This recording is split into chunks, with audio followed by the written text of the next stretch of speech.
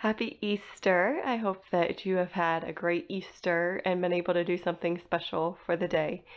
Um, just remembering about the fact that Jesus rose again and that we have a hope because of that is just a blessing. I have a quick story about bank statements to share with you. I'm sorry that you're hearing this nasally voice. We've been passing a cold around at our house, and I've gotten it.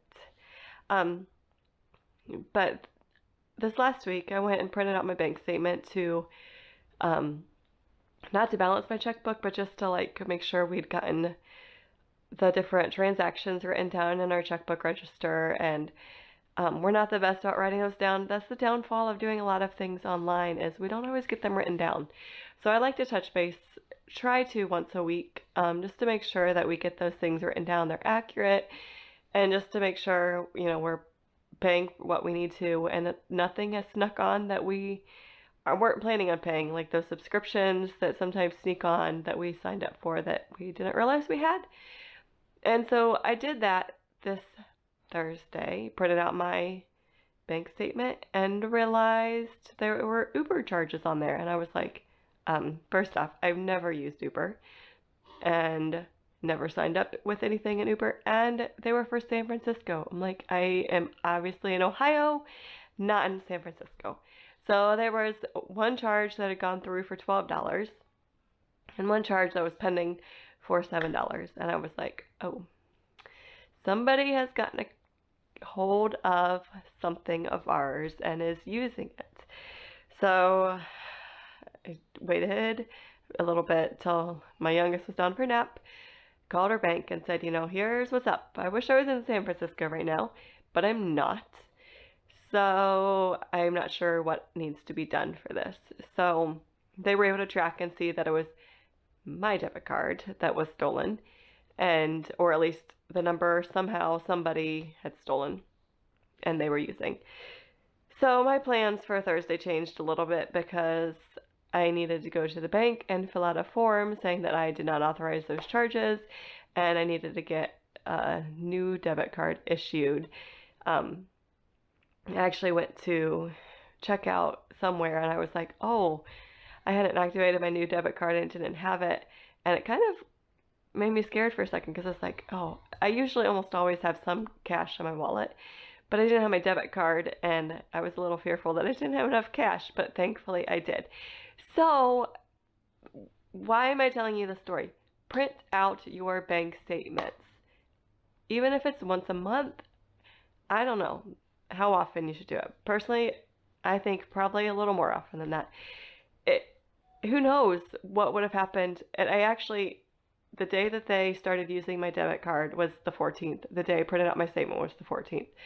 I don't know how much they would have decided, we've got it twice, let's keep going. How many charges could they have had if I didn't print out my bank statement? And thankfully, $19, we should be getting that back at some point. It's not a huge deal. But what happens when they drained my bank account? I started bouncing things and dealing with, more of that mess than just $19. So print those bank statements occasionally. Make sure you are authorizing those payments on there, and just make sure that you're current on what activity is going on. I think there's other reasons to print your bank statements, but that is a good one right there. So what do we have to eat this last week, and what did we spend, and what did we make? If you remember last week, I was behind, and as far as I spent more at the grocery store than I had made, I am still behind. I did order 2 bikes for my youngest daughter. They were on sale and I didn't want to spend shipping for them to get mailed here, so I bought 2 so I could get free shipping. I spent $25 and I sold one of them for $50. It was like a $80 bike that I got for $25. So in all technicality, I made $25 off of that bike. So that kind of takes care of last weekend, what I paid and had it made. But then I spent $40.63 this last week at Meijer because they had butter for a steal. It was $1.79 a pound. So I picked up, I was going to just pick up 12, but that youngest daughter that I got the bike for. She had to pick up some butter, and I didn't feel like arguing with her to put it back. So we ended up with 13 pounds of butter. And the lady at the checkout, I think, thought that was a really weird amount because she counted them a few times. Like, seriously, who buys 13 pounds of butter? Um, but I just couldn't.